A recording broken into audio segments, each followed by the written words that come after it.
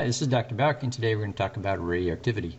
It's my hope in the process of the next few minutes that you'll learn to do a few things, including identifying the three types of radioactive decay, alpha, beta, and gamma, that you'll be able to write and balance nuclear equations, that you'll learn how one element can be changed into another through bombardment, and you'll have a brief understanding of a couple of instruments that are used to detect radioactivity. When you think of radioactivity, you probably think of something that looks like this. So this is a fission reactor, which is breaking apart big particles into other big particles. We're going to start with something really simple. We're going to start with something much smaller. We're going to look at a nucleus and take off or add in little bits and pieces to it. We're not going to get to fission in this case, but it's the same principle, just applied in a smaller case. Okay, a few things that we're going to need to remind ourselves about. So remember back when we were looking at isotopes, that we had a way of describing isotopes, where we had the element symbol, mass number, and the atomic number represented in these places. This allows us to keep track of the total mass, includes a number of neutrons and protons, and Z was, for us at the time, the number of protons. We're going to change this a little bit, so we're going to call Z now is going to be the charge. So we're going to have the total mass and the charge, and we're going to separate these two things a little bit. Okay, you may recall that inside the nucleus we have neutrons and protons, and an isotope is just changing the number of neutrons only. Number of protons, or their charge, stays the same. Now we're going to start messing around with charges and other things. We'll use the term nuclide to refer to a unique atom. Okay, well, let's take a look what's in the nucleus. We just have neutrons and protons, but they're a little more sophisticated. It's not just a mass. They're going to be things that are made up of quarks. And quarks have characteristics, including color. But importantly, neutrons have 1 up and 2 down quarks, and a proton has 3 quarks as well, but 2 are up and 1 is down. So these are just 2 different types of quarks, and protons and neutrons differ in the number of types of quarks they have. They have the same types of quarks, just different numbers of them. Importantly from this, I hope you can recognize that if we can change one quark, if we change a neutron, the characteristics of a neutron, we can turn it into a proton and vice versa. And this is what we're going to try doing.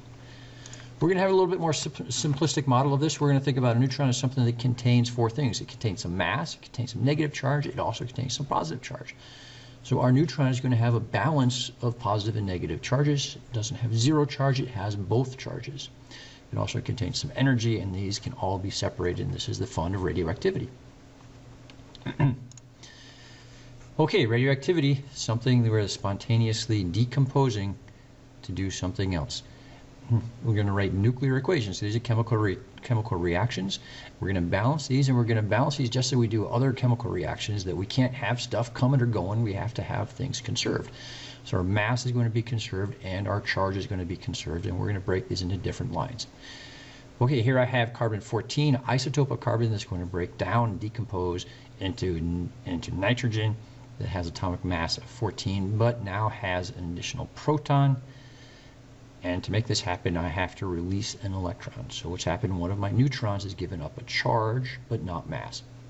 Okay, let's look how we're going to balance this. So we're going to look at the top row here, which is my total mass. So my mass of carbon is 14, my mass of nitrogen is 14, and that mass of the charge that's released is 0.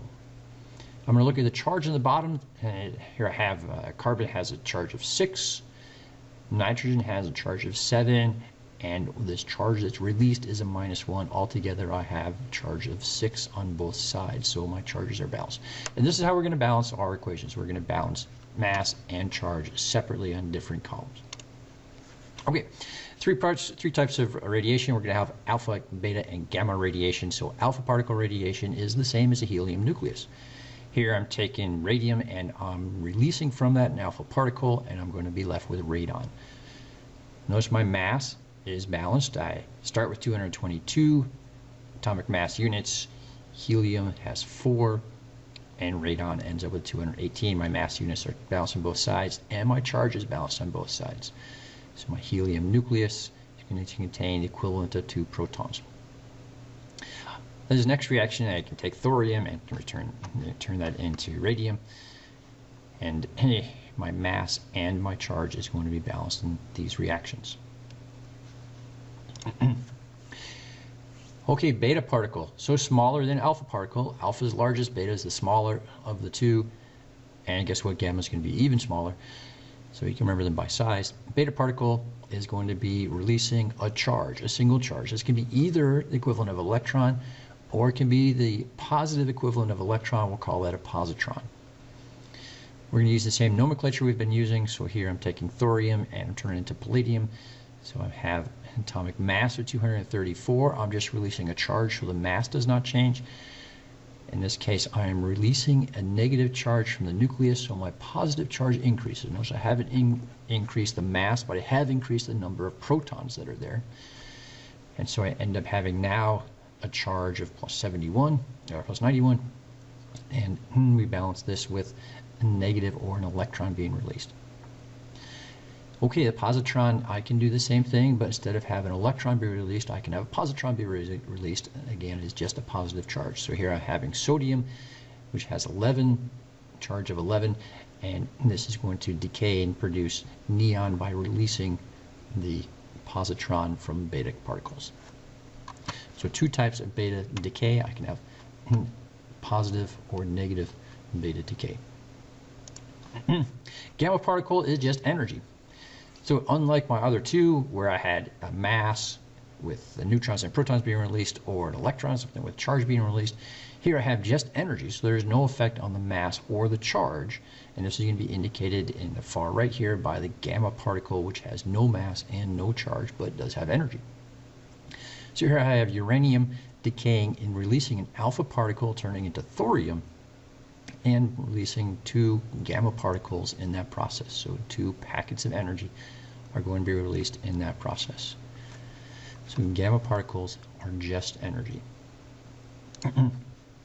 Okay, so we've looked at decay. We can do things in reverse. So we can take mercury and we can add an electron to this, and when we do that, we are now effectively decreasing the nuclear charge by 1. Remember, this is all happening in the nucleus. This electron is not outside in the orbitals. This is inside the nucleus. We're adding a charge, a negative charge into that. Essentially, I'm taking a proton and I'm turning it into a neutron. I'm not changing the mass, but I have changed the number of protons, and now it becomes gold with the same molecular weight, and in the process releases a gamma particle, releases some energy. One of the fun things that we can do is that we can change elements from one into another. So I can take neon and add alpha particle to this, and now I can get out oxygen, and a proton gets released in the process.